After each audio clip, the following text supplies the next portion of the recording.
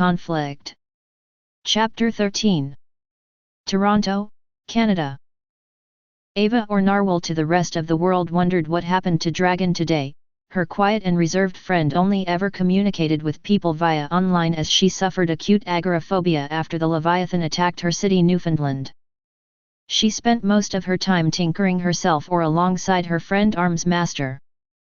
So when she heard that a person resembling Dragon appeared on Site Q3 alongside an unknown woman and a man who is now presumed to be Ares, her mind went blank.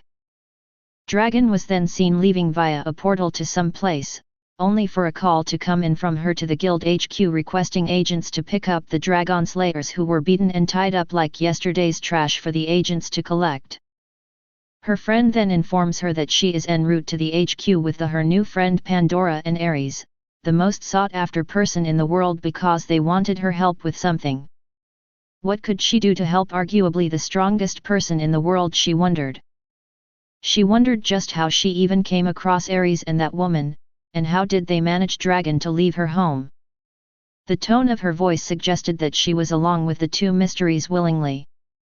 She even asked Dragon all the Master/Stranger protocol questions, which she answered correctly, which oddly made her more nervous. She, like the rest of the world, wanted to know more about Ares, especially given that the guild handles and keeps a check on all the S-classes around the world, so she better than anyone knows just how dangerous those beings truly are, and Ares treated them like a bunch of jokes. The manner in which he took the first two S-classes was mind-boggling, but the way he took out an army of para-humans and what Muradnag had turned into, that was really concerning. It was that battle that truly showed her how unfair life could get. Some people were simply far beyond the rest of us. And now that same person was on his way here. She prayed everything went fine, because they could not handle a threat on the level of Ares right now, and she knew nobody would really show up to help the out. As her thought kept getting out of hand, her comms came alive. Narwhal, we're here, we are waiting for you at the guest receiving area, Dragon's voice announced. Ava stopped walking around and took a deep breath, checking and strengthening all the force fields that made up her costume, and made her way to the guest area. When she entered the room, she saw Tess talking to the beautiful mystery woman, telling her about the Guild HQ, as Ares stood looking outside the window. As he turned towards her, she was surprised to see that he wasn't using his energy mask. He was nearly as tall as her, with an amazingly well-built body and very handsome face with dark shoulder-length hair, but what stood out the most was that he had an air of melancholy around him, something that completely threw her off. He gave her a subdued smile as he spoke. Miss Narwhal, it is good to meet you. You may know me as Ares, but please call me Atrus. Standing next to Teresa is my friend and partner Pandora. Hello Miss Narwhal, Pandora greeted her. She greeted back, it is an honor to meet you as well Atrus. Pandora, please call me Ava, as you both have given your identities to me. If you both don't mind me asking, just how it is that you both know Tess? And how did you recover from your agoraphobia so quickly, Tess? She asked, confused at the situation, but was glad that Atrus was being civil in this whole thing. Teresa let out a sigh, knowing that she is going to have to reveal the truth about her and clear up the misunderstanding. Ava, there is something I need to clear with you first. Please forgive me for never bringing this up before, but know that I never intentionally misled you. The truth is that I'm an AI, Teresa continued as she told her entire story to Ava, who was looking more shocked by the minute, and that's how I met Pandora and Atrus. I really owe a huge debt to them, so when they asked for help I couldn't refuse them, she finished as Ava sat down massaging her head. It always felt odd how you managed to keep track of so many things while being stuck inside your home. I wondered if had built an AI to help you, but I never imagined that you were the AI. I don't fault you for hiding your nature, Tess. I'm truly happy that you have gotten a lease of life. If I knew in how much pain you were before, then I would have definitely done something, but I suppose all's well that ends well, she told, truly happy for her friend as Tess hugged her for her support.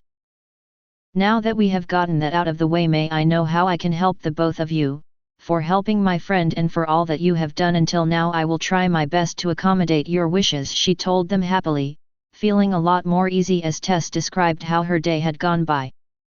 Plus there was something clearly different about Atrus from the way he looked now and his body language in the videos which helped her calm down even more. We don't need a lot of help actually, we wanted Tessa's help in calling a press conference for Atrus. We both have realized that he has done a lot to put the people of this world in a tense mood due to lack of communication from our side. We recently went over through many things and decided that the best way to calm the people down was to let them know a few things about us. Pandora, the super AI told her earnestly, which really lifted her mood. This was a very pleasant surprise, but one that she welcomed wholeheartedly. Although one thing stood out to her from what Pandora just said.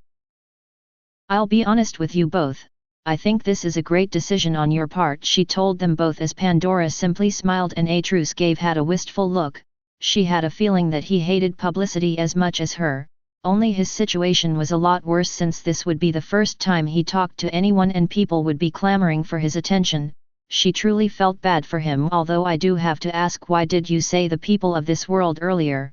She had feeling in the back of her mind, but it was best to confirm her doubts. That because Atrus and I are not inhabitants of the world, we are from a very different earth compared to here, with a very different outlook than the people here. Hence why I keep telling Tess that the limitations that apply to para-humans do not apply to Atrus. He is something more than a para-human, she said seriously, confirming her doubts. I had a feeling that was the case, as quite honestly there was nobody like you here before, maybe Scion, but he seems different from you, she told Atrus, who simply nodded. Scion and I are extremely different in nature. Other than the scope of our powers, I can tell honestly that there is nothing similar in between us. He stated with serious look on his face. Where have the two of you been staying though? I mean, nobody has really spotted you anywhere, unless you both erased the memories of the people, which I hope you didn't, as there would no way to show that in a positive light, she asked them, hoping they didn't do what she felt.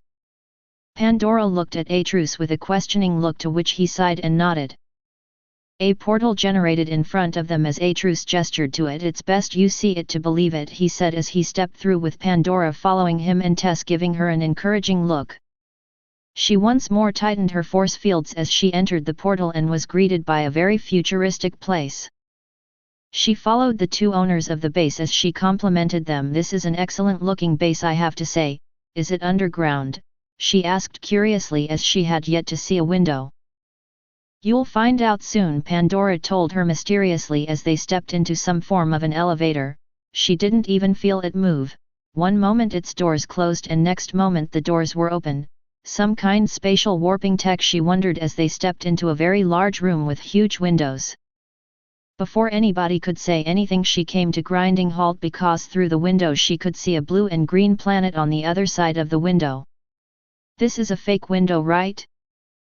Like a virtual picture of some sort, because that is a very realistic Earth I see from the window, she asked them, all desperate as Tess spoke. We're actually on the moon, Ava. The reason why nobody could find them until now was because they never on the planet to begin with. She looked at her understandingly. Atrus held his arm out as a large metal bracelet suddenly formed in his hands. Put it on, he said, giving her the bracer.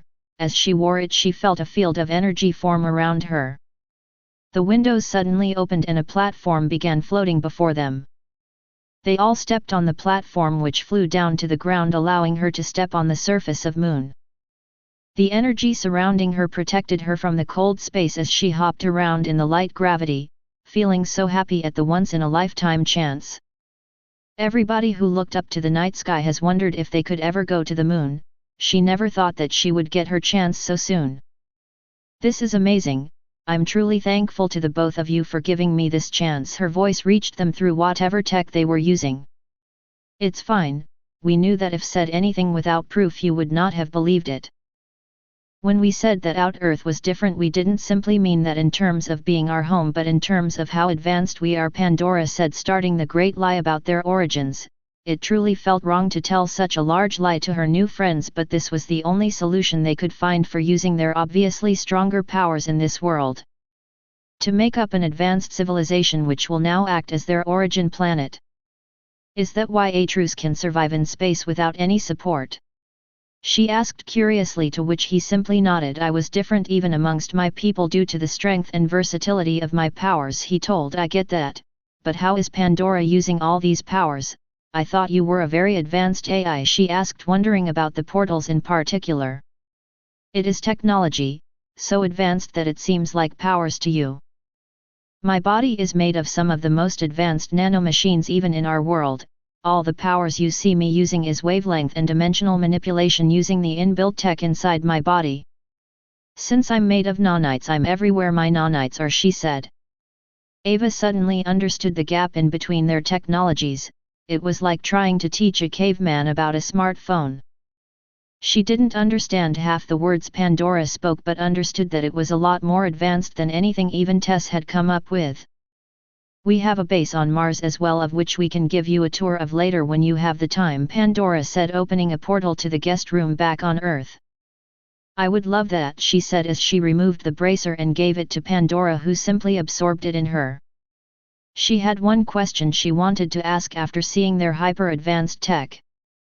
If you don't mind me asking, with technology so advanced, how have you both not found your way home? She immediately regretted her question as the air in the room became tense. Pandora looked remorseful and Atrus closed his eyes and clenched his jaws tightly and his arms folded. I'm truly sorry for such a foolish question, I didn't know it was a topic so hurtful to you both, she apologized profusely, not wanting to worsen their budding friendship. It was Atrus who spoke in a very sad tone. Your question was perfect, you don't have to apologize for something so obvious, Ava. When we both first got stranded here we tried our best to go back, hence why I looked so apathetic all the time. I collected data to find out that there was an instance of alternative Earths being found here which increased our hopes, only for us to find out the truth of the matter.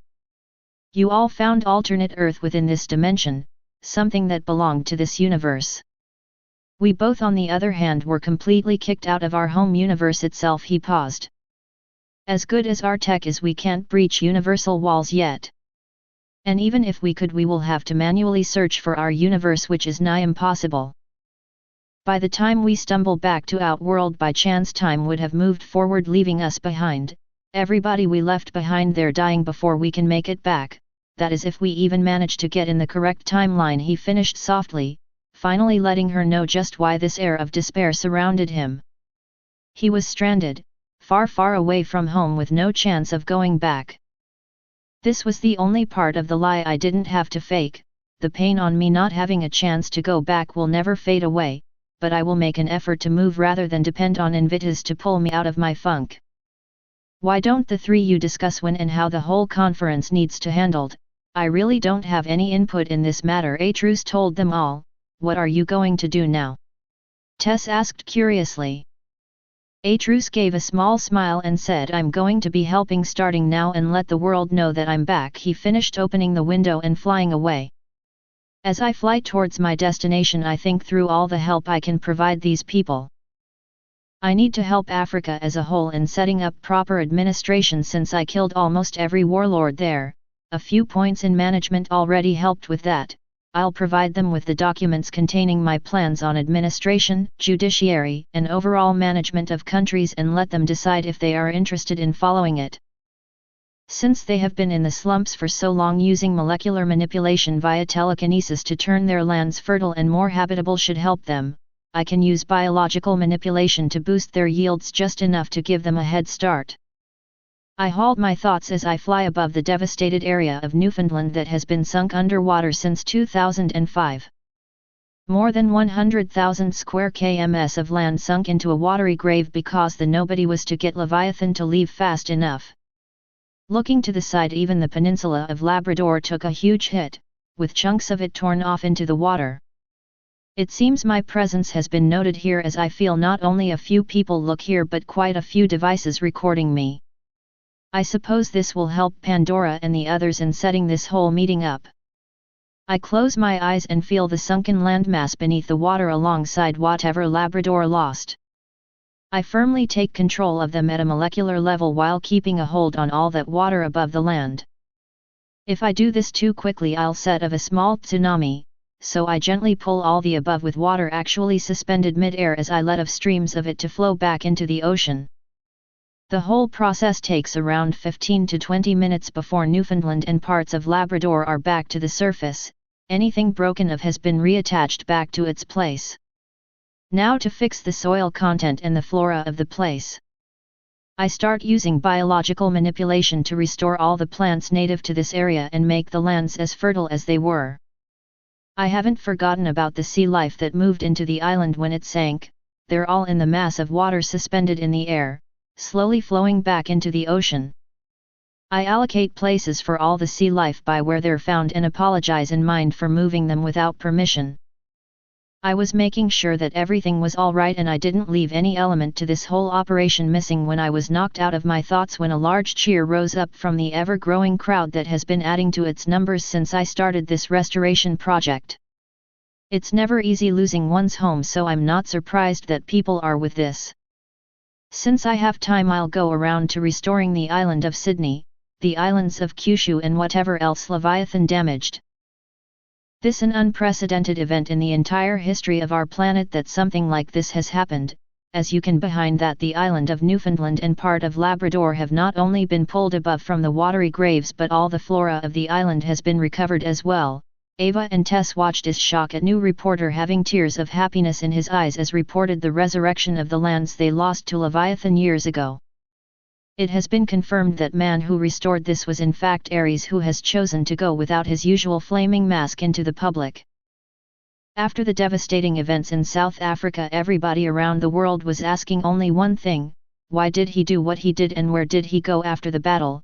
It seems like Ares is back, and what a comeback it is, the reporter continued as Ava and Tess were woken from their stupor by Pandora's voice. I think this is a nice way of announcing his return, don't you think? She asked them both with a smile as Ava simply shook her head in disbelief. This is one of the greatest moments in history of our world. There is no better way Atrus could have possibly announced his return, she said before they all turned back the TV as the reporter interrupted them. Wait, hang on folks, I'm receiving a message from the studio. Oh my god, it seems Ares is currently flying above Sydney where Leviathan had attacked back in 1998. Australia had never really recovered from the attack and had to depend on international aid at the time to stay afloat. We have a camera crew nearby.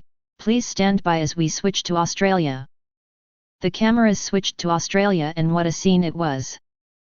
Enough sea water to flood entire towns was suspended high in the air, with streams of it slowly being guided back into the ocean below. Unlike Canada, there were plenty of docks that were built after the disaster which were flying mid-air as people were slowly dropped off on the surrounding lands. Boats were flying through the sky as they were arranged neatly in air if they were empty or put away to safety if they had people on board. The island that been underwater for nearly a decade was slowly climbing up into the surface as the shouts and screams of cheer kept filling the air. Atrus had a calm look on his face as he conducted an orchestra of elements, playing the very earth to his tune and fixing scars of ages past. Once his work was done and Sydney was once again restored along with all the damaged land nearby with their flora brought back to their fullest, Atrus slowly let the docks and ships and boats back to the islands below. He gave the island one more glance before flying northward. I think this would be the perfect time to announce the press conference we have been planning, don't you think? It looks like he is on his way to Kyushu currently, and due to the amount of damage he has to fix there, he'll be busy for a while. You can let the people know that the guild is announcing a press meet up here for any reporter who can attend, Pandora told them all as Tess agreed. This is the best opportunity to let everybody know. With what Atrus has just done today, he is probably the only person everybody is talking about right now.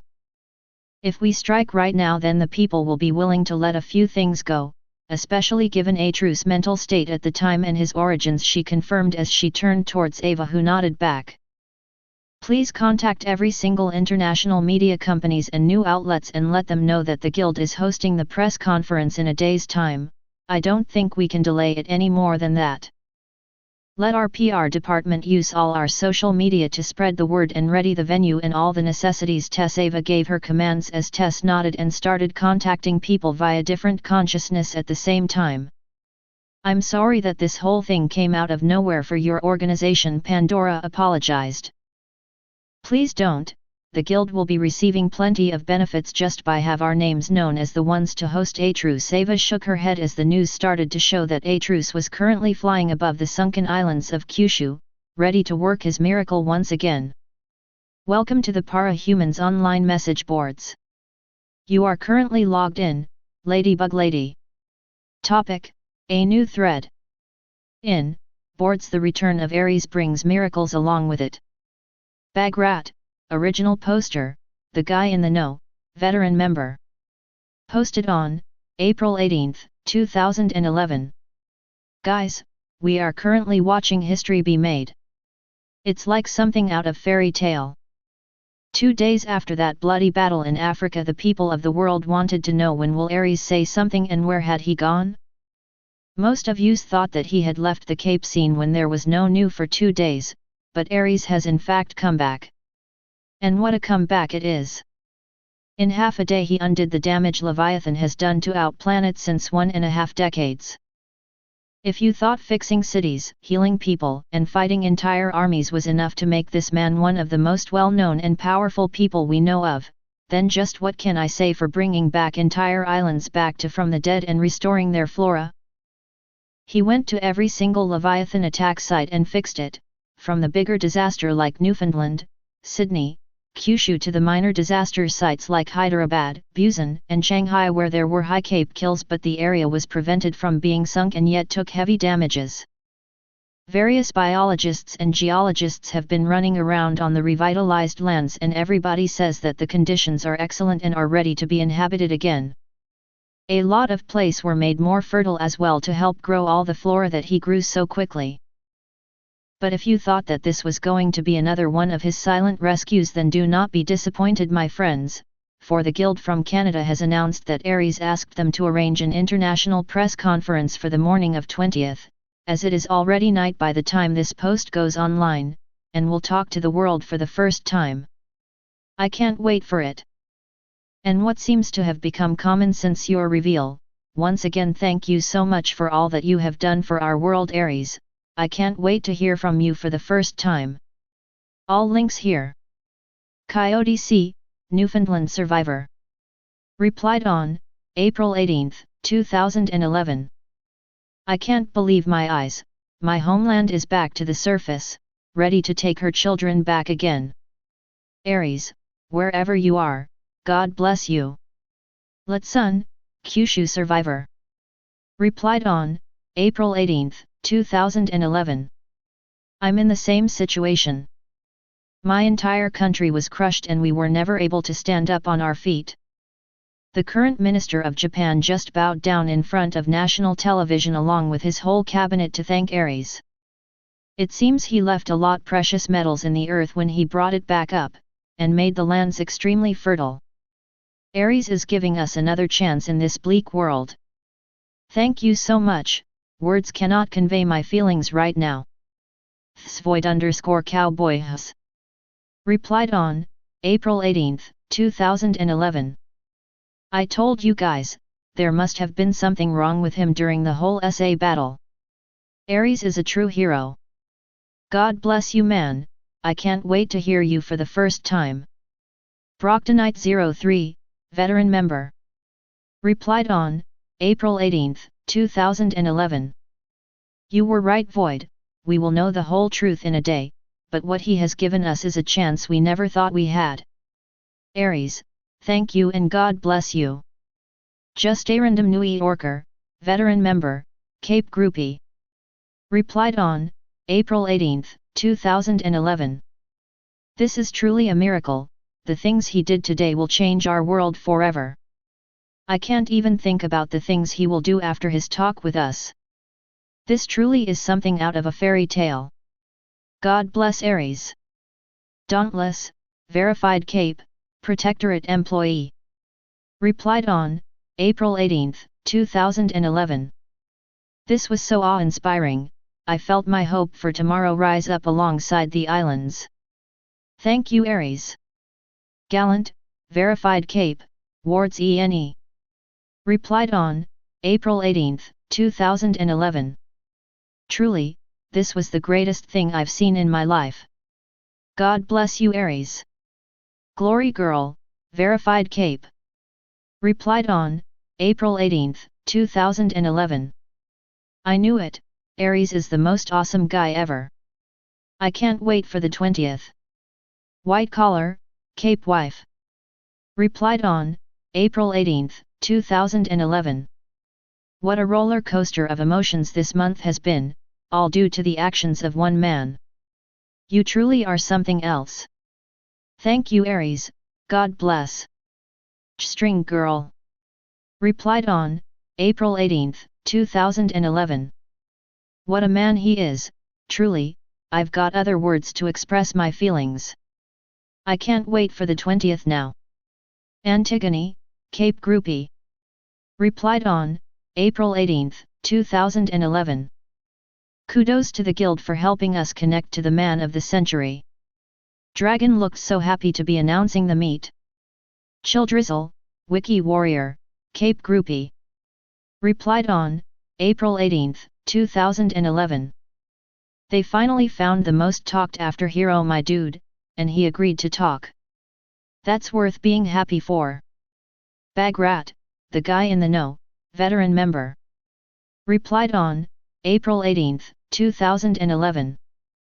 If you guys didn't already know, the quarantine sit Q3, which was in the town of Eagleton, Tennessee, USA was just cleared out of its threat, the Machine Army, by an unknown woman, Dragon, and Aries early in the morning.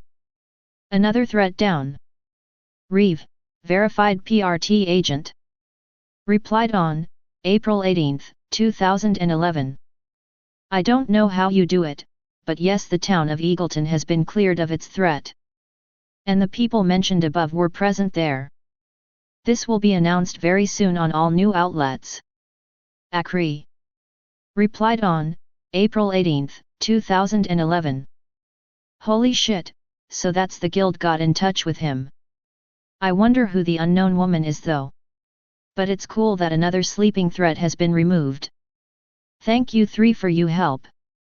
Boss, you never told us that you knew Aries. How can you hide such a thing?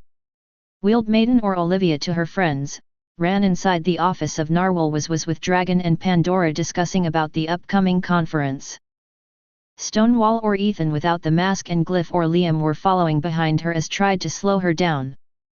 Poe or Miles was lagging behind them. I sorry everyone, the event that just took place happened in such a short time that I wasn't able to inform you all prior. Ava apologized.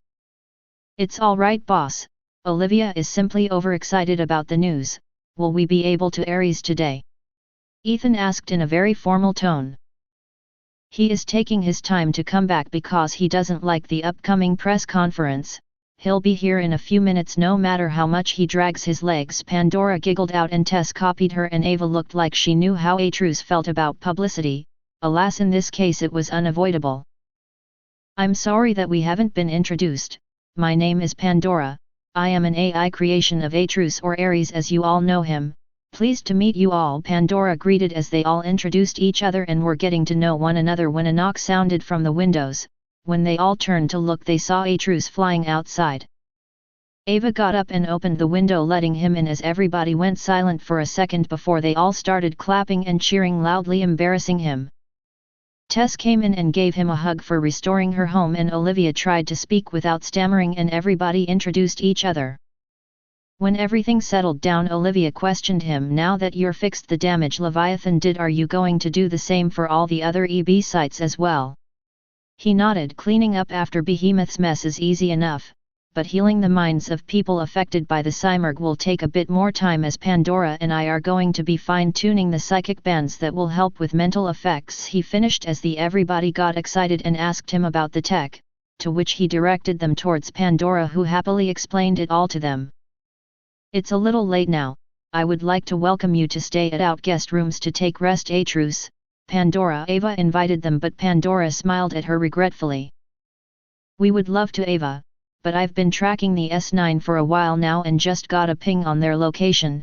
I want me and Atrus to solve this problem right now rather than keep it for later, she told in serious tone as Atrus raised high eyebrow and got up and ready to move to the area. The mood in the room got serious about hearing such a grave threat pop up as Ava interrupted them. Let me join you both. I know that any one of you is enough to handle them, but I can help you with getting into the US without any problems, as the guild has permission to monitor and engage such threats at any time, she said firmly, as the others also volunteered but were shot down by Ava telling them to stop. Pandora looked to Atrus, who simply shrugged. She was definitely a strong woman who could handle herself, and they could protect her and fight at same time in case things got bad, so he didn't mind her wanting to join in. Very well. Opening the portal now, Pandora announced as she opened the portal and walked in with Atrus and Ava following behind as the rest of the guild wished them luck. Gastonia, North Carolina. Jack was growing happier and happier as the days moved forward, growing firm in his decision to open Ares' eyes to the truth of the world, especially after massacre down in Africa. Even they were shocked by the ease at which he wiped out the opposing capes and soldiers, with everybody sighing in relief that they didn't target him by themselves and waited to complete their plans first. After his return today and giving hope to all the people, nobody could stop celebrating, making it very easy for them to enter the city of Gastonia, where they had managed to track down the current location of the toy box. This is it, my friends. Those tinkers from the toy box are in this city for a transaction of some kind. Shatterbird, are you having any luck following Bobble's glasswork? He asked, knowing that Shatterbird was able to track the toy box the moment Bobble left the dimension dodge created due to creations she carried on her. Shatterbird opened her eyes and pointed into a building in the outskirts of the city. There definitely are there, and that building is most probably surrounded with enough traps, as they did have one entire day to set it up, she finished.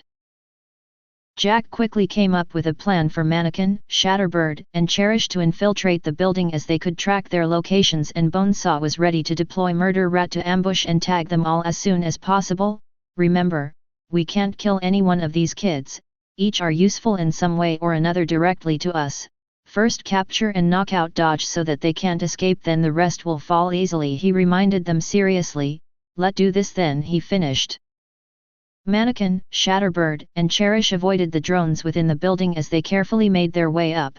Shatterbird could feel Bobble's location and wanted to see her to make sure she got Dodge first. Cherish also started to increase everyone's attention towards whatever they were busy with.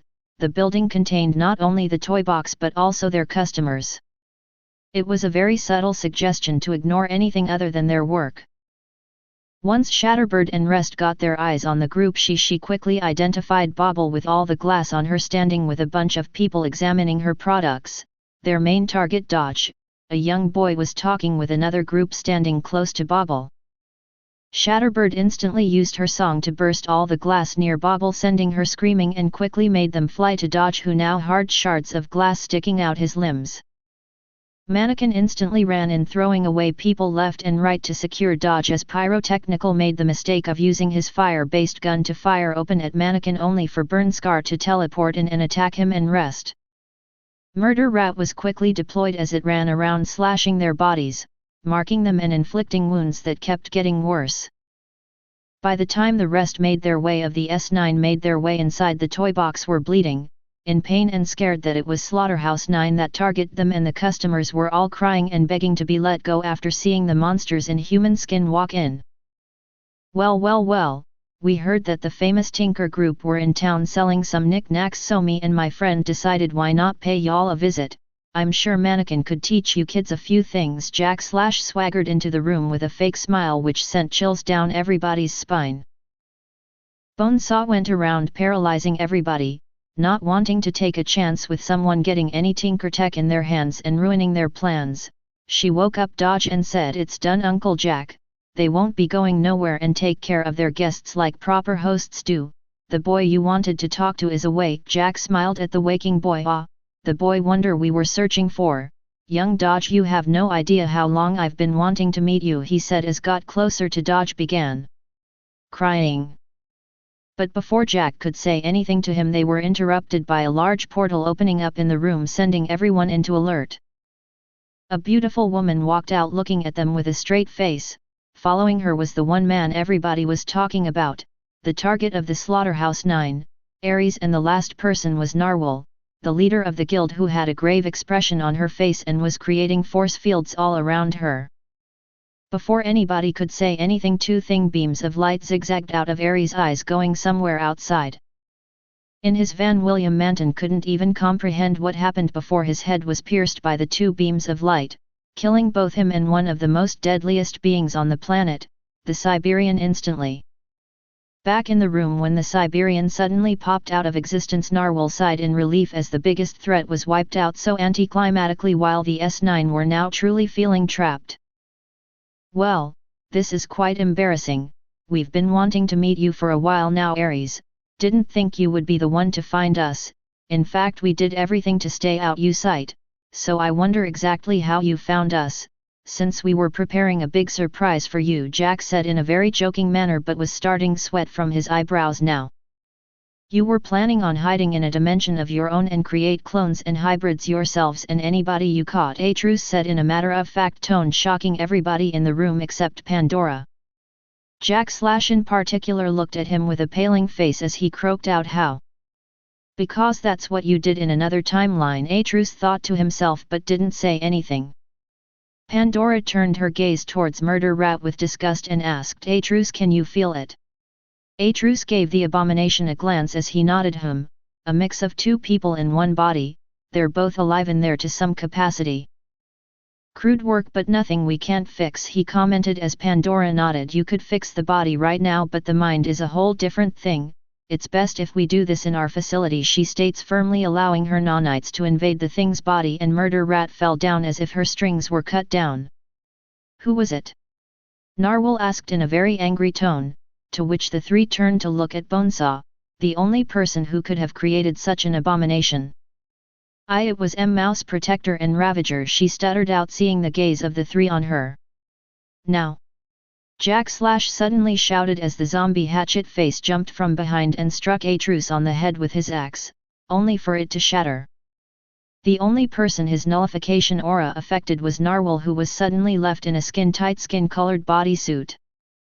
She kicked herself for losing track of such a dangerous opponent when Pandora detached a part of her and created a bracer around her arms that created an energy field that protected her.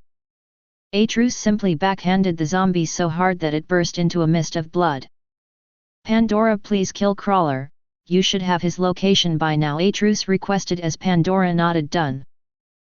A group of nanites started to form under a RV parked in the outskirts of the city and started to chew through it and multiplying, at such speeds that Crawler's extremely fast regeneration could even begin mending his penetrated skin before the nanites reached and devoured his core, all of this taking place within a second's time. Once their job was done, the nanomachines simply dispersed themselves, waiting for Pandora or Atrus to command them again. Shatterbird screamed as she let three huge streams of glass to attack the three. The glass pieces simply bounced off Atrus' suit and head, which was not even covered with anything. The same happened with Pandora, whose body was made up extremely dense nanites that were compressed to an absurd degree, like the Endbringers, making almost any physical attack useless against, especially since she can simply have her nanomachines multiply but converting matter. Narwhal defended herself with her force fields and judged the distance between her and Shatterbird. Once confirmed, she created a series of small force field that moved around her like a blender, chopping her to pieces. She grimaced as she didn't like using her ability in this manner, but she would damned if stood there and did nothing to help her friends. Pandora invaded Bonesaw, Burnscar, and Cherish with nanites before they made their moves and created binds around their bodies with nanomachines that not only bound them but also produced a field that interfered with the signals of the shards, making them powerless. Atrus simply willed his telekinesis to crush the brains of both Mannequin and Jack, who still had a shocked look on his face as he died, ending the threat of the Slaughterhouse 9 forever in a short, one-sided battle. Pandora and Atrus helped heal everybody who was caught up in this mess by the S9, while Narwhal kept an eye at the three prisoners and called the PRT to let them know what had just taken place. Pandora opened a portal to the Mars facility and had drones take Murder Rat's body to the medical chamber, where her consciousness oversaw the healing process to revert the changes made to Mouse Protector and Ravager. "The PRT is going to be here soon," I have decided to take the prisoner back to Canada right now since the base here is not equipped to deal with such high-profile prisoners. Narwhal walked to them as they finished healing everybody. Atrus and Pandora simply nodded along as they heard the toy box leader Pyrotechnic call them and thanked them for saving them, joined by every other person. The PRT started to fill inside with everybody looking at 3 remaining members of the S9 and Atrus in person. Narwhal handled all the post-battle work alongside Pandora, who supported her in whatever way she could, while Atrus simply sat cross-legged mid-air to meditate, although they both understood that it was to get people away from interacting with him. Once it was all winded up, Pandora opened a portal back to the guild HQ where everyone was waiting in tension. As Narwhal stepped in with the prisoners, they were left wide-eyed, and Tess quickly called for agents to have them detained in the prisons below. Once they all settled down and narrated the events of the day, Pandora remarked, "Atrus, before visiting the behemoth sites we should take out this heartbreaker since we are in Canada. He is a real piece of work that truly deserves to be put down. I'll let my drones restrain the people he has affected and cure them once our research with the Cybans are completed," to which Atrus nodded. Ava quickly spoke up, "No. What if he gets you under control? It'll be a catastrophe." Both Atrus and Pandora shook their heads. "My mind is immune to any sort of alteration, making me immune to anything that has any effect on the mind. I'm more worried about the people he has hurt and how to take care of them," he stated, calming everybody. "We can help you with that. Once Pandora's drones have taken care of the heartbroken, the guild can hold them until your tech is ready," Tess said, making Ava nod along. "Let's do that," she said. Once they had all talked to their heart's content, Atrus and Pandora decided to head back to the Mars facility to see how the treatment of Mouse Protector and Ravager was progressing. After saying their farewells, they entered the medical wing where the body of the 2 women had already been separated from each other. The only thing to heal now was their minds, which was easier said than done.